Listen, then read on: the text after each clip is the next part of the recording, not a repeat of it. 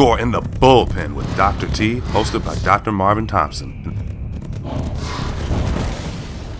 And here's your host, Dr. T. The school-to-prison pipeline is a phenomenon that is destroying not only our public schools, but the fabric of the institution of public education. Tonight, our guest, 12-year-old Jalen Kennedy, a student at Morehouse Magnet School in Bastrop, Louisiana, explains issues that create the pattern that disproportionately criminalizes minority students for general misconduct in our schools. Jalen first gained recognition locally and nationally for his school project on the school-to-prison pipeline.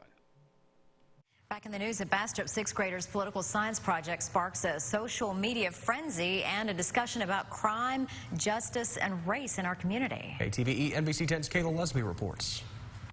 What started as a simple social studies project is now grabbing the attention of thousands of Facebook users.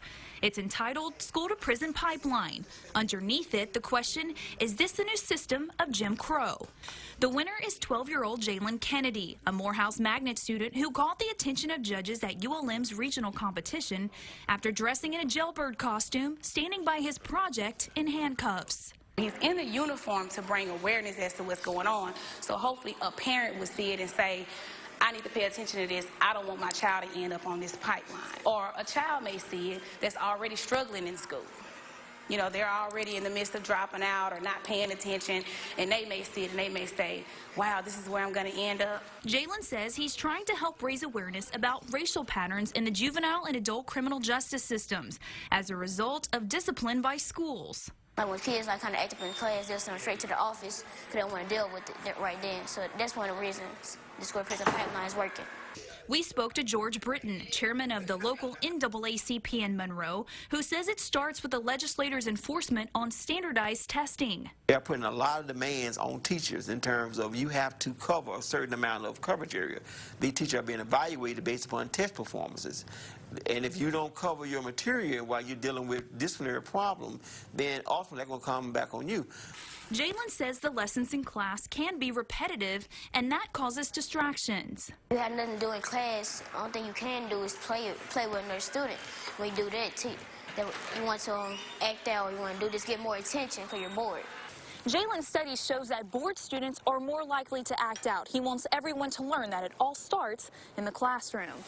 He mentioned statistics that blacks are 3 times more likely to be suspended than their white peers and shares a message to his own classmates. I tell them stop acting out and kind of do better in school.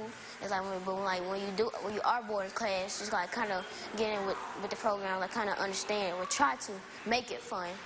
A viral post with a loud message of no child left behind. Kayla Lesby, KTVE NBC 10 News. Welcome, Jalen. Hey, Dr. T. Why was this so important to you? Well, the reason it's so important to me is because, blacks are 4 times more likely to be suspended than their white peers. And I think Did you look around your school or your district? Did you see some of the things that you were reading about? Well, not particularly at my school. I don't think it happens at my school because I have, great teachers and staff members and staff. So I don't think I see it in my school. Now, in the district, I saw some statistics that you showed me on a piece of paper and how a lot of kids are being suspended or expelled on these minor offenses.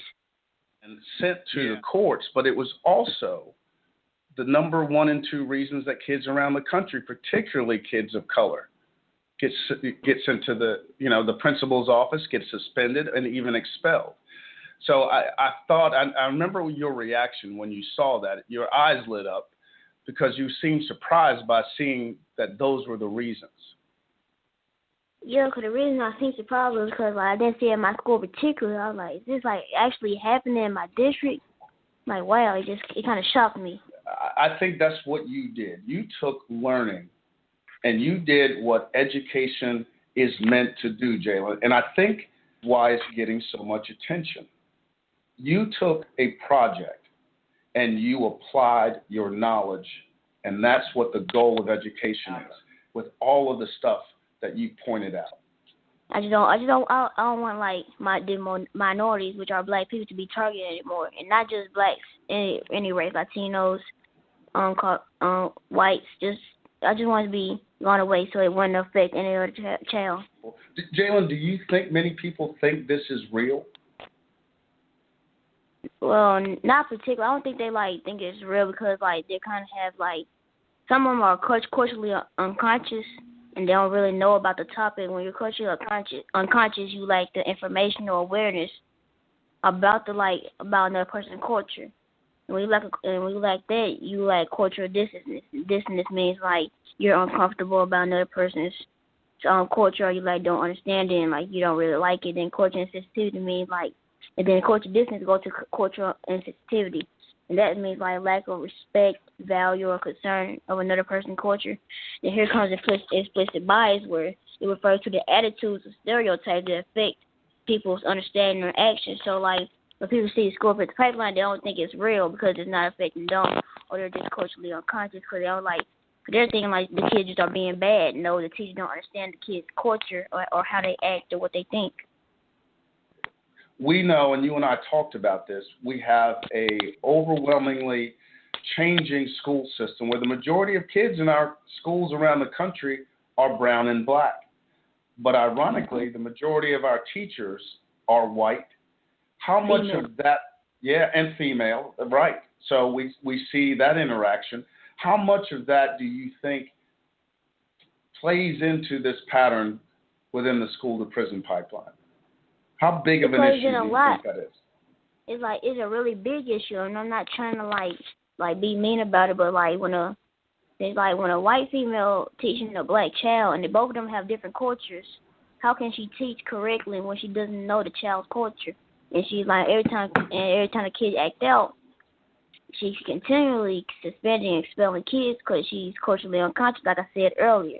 So I think that plays a big part, and I think that we should have teachers that understand us, that understand our culture, or teachers who are the same race as us, or who can understand us. You know what I mean? Oh, that's well put. Yes, I definitely know what you mean. And some of those things that you mentioned when we talk about cultural distance and behaviors and disconnect, most people, black and white and Latino, people listening to this, they always move to your prejudice. And I don't think that's what you're saying, is it? That's not what you're saying, is it? No, sir, not at all. When you brought up the fact that classroom instruction impacts what happens in this pipeline, that was it for me. Tell us what you saw and what you came to understand about good teaching and discipline. My school, students who don't really don't want to learn about school, they're bored. And when you're bored, you don't want to you just oh, I don't want to do this. So what you do, you start talking to friends, or you start playing with your pencils or something like that. So when you're bored, then the teacher need to find a way to make it fun for you, or make it easier for them in class, so they get happy about it, or oh, this is fun. But when you're bored about something, you don't really know, you don't really want to learn about it, or they have problems at home with their not with their teachers, with their own parents. There you go. So it's not just always about what's happening in the classroom. It might be what's happening at home. Yes, sir. Describe a boring lesson for us. What's a boring lesson to you? Well, to me, lesson that I already know about, or we're going over again. Is there a certain thing that a teacher does that gets you into a lesson? Letting us work out problems, or letting the students teach the lessons. I love my teacher let us read the lesson plan to other students, and they kind of make it more fun to me, because we do that at my school. Wow, now that is fun. I have done that a couple of times. That is fun. It's fun for me as a teacher because I get to watch what they think that lesson is supposed to be about. But it is fun. What about Jalen Kennedy makes him so concerned about equal treatment and justice for everybody? Well, I think I'm dedicated, and I don't like when people get mistreated. Like when they're we had to did different treatments, and they're not you don't get the same treatment as others. I don't like that. So I think that's the reason I did my project, so I can expose the corruption, how they target black teachers. And, you know, and I watch documentaries and read books about the school to prison pipeline.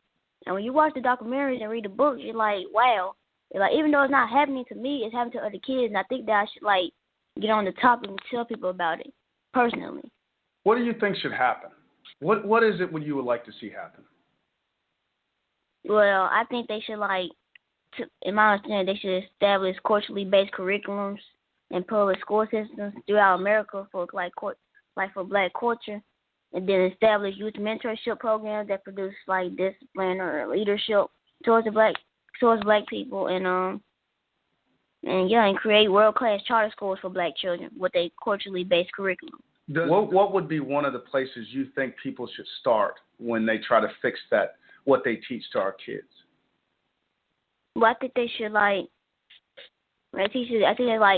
for the teachers, I think they should mandate cultural diversity and sensitivity training annually for the teachers and administrators and principals, so they can they can get what I'm saying, understand about the different people culture. Good. You know, a lot of people have been talking about that, and I even talked to your superintendent, who suggested that they have been spending a lot of money doing that, and she said it hasn't caught on the way she wanted it to. Why do you think that might be?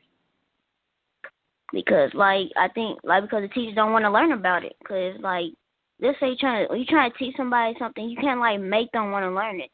They have to learn it willingly to actually understand it and want to change what's happening on the school to prison pipeline. What would you like to see happen if they didn't want to do that training, if they refused to acknowledge it? What should happen? I think they shouldn't be teachers anymore. Because if you're purposely suspending children over these minor offenses and you still don't want to change the outcome of them going to prison, I think you shouldn't be a teacher. Because teacher is not just making the child learn about the subject. You have to understand the child. You have to understand the child. After you want the child to like you and also like the child. I think that's an excellent point. I think we make a lot of assumptions. I think that we all assume that every teacher in America wants the best for every single child. And I think some of what you pointed out proves that it may not be that they don't want to, but they're certainly not behaving in that way. I think that's one of the things that I took away from your project. Mm-hmm. Do you think many other people are seeing what I just saw in your project? Well, I think so, but I'm not saying everyone who saw my project would think the same way, because some people have explicit bias, and when they see, and explicit bias refers to the attitude or stereotypes that affect the understanding or actions of other people. So it probably have you have to think about who is the person that's reading the project and how they look at things. So they either bring some goodwill towards making it better, or they just don't care. Yeah. Yeah, I thought we're on the same page. Well, let's take another break, and when we come back, I want you to start thinking about that thing you told me. Follow Dr. T on Twitter and Facebook at Dr. T Educates, and on the web, visit www.drteducates.com. Join us every Monday at 7 p.m. Eastern in the Bullpen with Dr. T. Become empowered, get involved.